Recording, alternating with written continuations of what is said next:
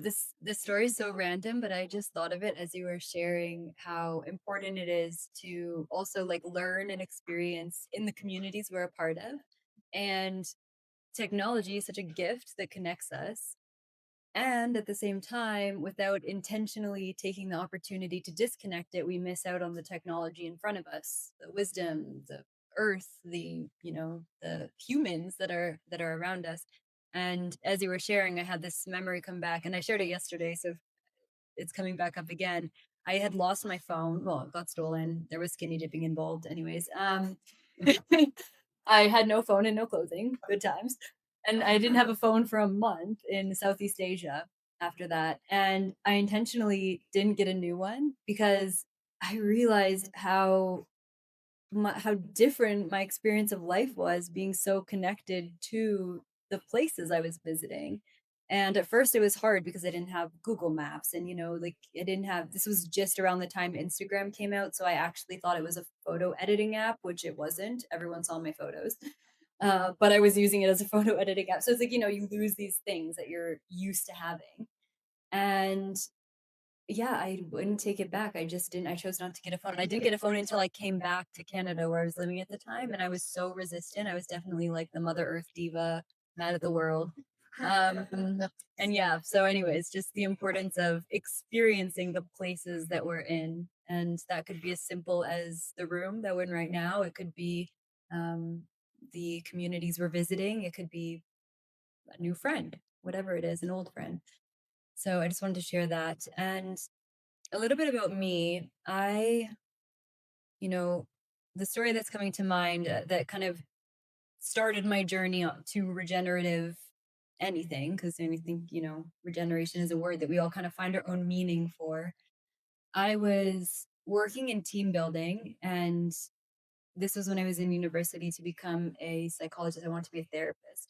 And I realized that the workplace needed more therapy than anywhere else. And that if I was going to have an impact, it would probably be in providing therapy for an organization, and how surface level team development was, because it was like, go have fun for a day, have a beer, and nothing changes. And I would just hear all of these complaints and these dynamics. And I never wanted to hear somebody come home and complain about work again.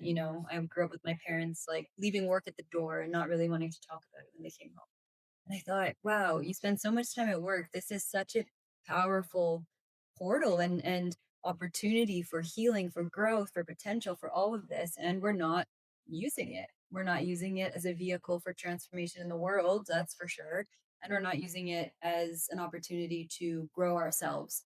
And the trickle down effect of that is you go home and kick the dog, right? That story that we all hear. Well, why can't you go home and be blessed with like creativity and aliveness and energy and all this? So that was a transformative journey in my own life. And I actually, at that team building company, I had an experience where I realized that they didn't really believe in building their own team.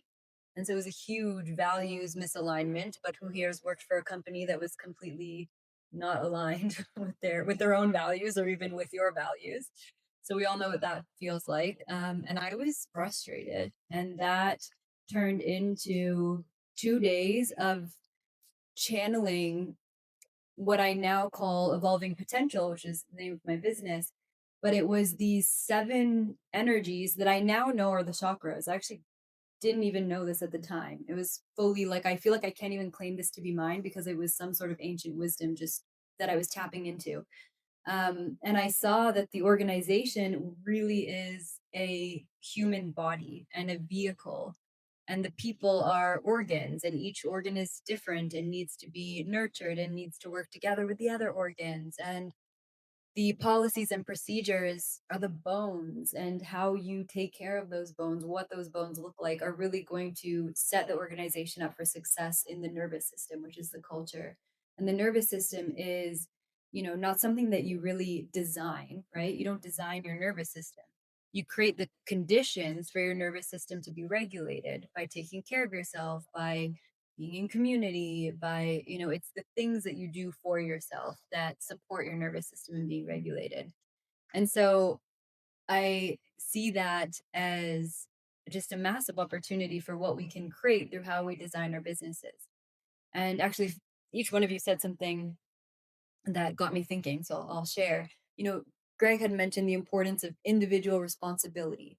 And this responsibility, these small changes that we can make that have massive impact, and you inspire people through, you know, something big as giving up your car, which I have so many questions how you did that in LA. And the what you know what you purchase, how you there's these little small actions that really, when people take on, create massive impact. And at the same time, businesses are made by humans and have, I think it's like something like 90% of waste and of excess and of extraction and exploitation actually come from businesses. And so I feel like as humans and individuals and consumers and creators, we are constantly gaslit into taking responsibility. And instead of looking at where we should be looking at, which is the businesses. And so, why do I need to use a different straw if your business literally creates all of the waste, like 99% of the waste? What's my one straw going to do? But fine, I'll use a good straw. And so when I think of this topic today, um, extractive tech and rooted tech, I really think of the subtle energy that is the technology of an organization, and that culture that we're creating. And being a business owner myself, so having sort of that background in that, I'll skip a whole bunch in between, but that um, put me into leadership development and building coherence in teams and team development and organizational development and all of that. And I started to realize I love that. First of all, it's like my first child. And I couldn't give it up until this. Well, I still didn't give it up actually, but until, starting Milo Multifunctional, which is a multifunctional skincare brand. And what excites me most about that brand is not the product, even though the product's amazing and it will reduce consumption. And there's a lot of positive things that we're doing there. What excites me the most is that I get to now design a business that is regenerative and that makes new decisions. And so I hope that, some of the things that we share here today can inspire everyone in knowing that they are not just the designer of their life. They're the designer of their communities, of how they build their businesses, how you build technology. And what I do with founders and entrepreneurs is I walk them through, okay, what are these outdated operating systems that we are operating both individually, like being reactive. We all have them, reactive when my ego is showing up, or the habitual responses that we have throughout life. And those show up in how we design our businesses too. So rewiring those outdated systems and knowing that we are the architect of our life, we can recode ourselves, and we can also recode how we design businesses. And so some examples of that, I'm excited for Naomi to share, because she's been supportive in supporting us in figuring out, what are the best decisions to make from a circular perspective or using waste and all that. But it goes way, way beyond supply chain. It also is, how are you marketing? What is your messaging? Is your messaging empowering, inspiring, or is it trying to create a quick sale? Like, if if I see one more like 3-level upsell and 50% off but only today, like, come on. It's just, we've been taught that that's normal, that it's like that is a business model in and of itself. And it's an extractive way of rewiring our brain to associate those quick dopamine hits. And so it's like, how can we flip the script on that? Yes, I want my product to be more accessible, but does it have to be through like a dopamine hit of a 50% off sale? No, it probably doesn't. The way that we're going about it is actually, I'm sure you've seen like the yoga membership sometimes where it's like, pay $100 for this event, or if you're a student or this is a stretch for you, pay 50, or if you're a sponsor, pay like a little bit extra so you can sponsor somebody else. We're actually applying that to the CPG industry. And so, these little things that you can do, because you don't have to go by the playbook of the old, outdated, extractive, colonialistic, patriarchal systems. We get to redesign.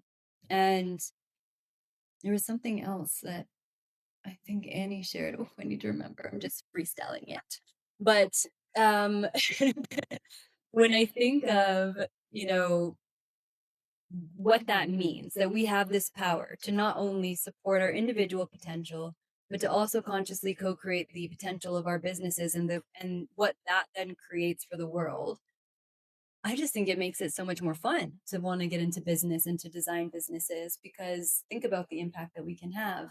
And I think I'm going to stop there because I know we're going to get into conversation. I kind of just want to plant like the seeds and see maybe what questions people have, because there's so much I can go into on more specifics of what that looks like to be, I call it like the outdated operating system, which is really like the mechanistic, traditional, hierarchical, that's what you said, efficient. Like we're not even efficient. It's like businesses try so hard to be efficient, but they're not. They're really just exploitative and extractive and like wasteful and efficient at one thing, making profit. Um, but it's not even efficient when we look at it. So it's like even the way that companies are productive, efficient, optimized, to who and to what, right? What are we optimizing? And so redefining all of those things for ourselves. And yeah, this shows up in every area and layer of business where we can truly evolve individual, community, and organizational potential through the businesses that we design, whether if it's a business of one or a business of 100,000. And so I'm excited to support people on that journey and happy to answer any questions as we go through it. And I'll hand it off to Naomi.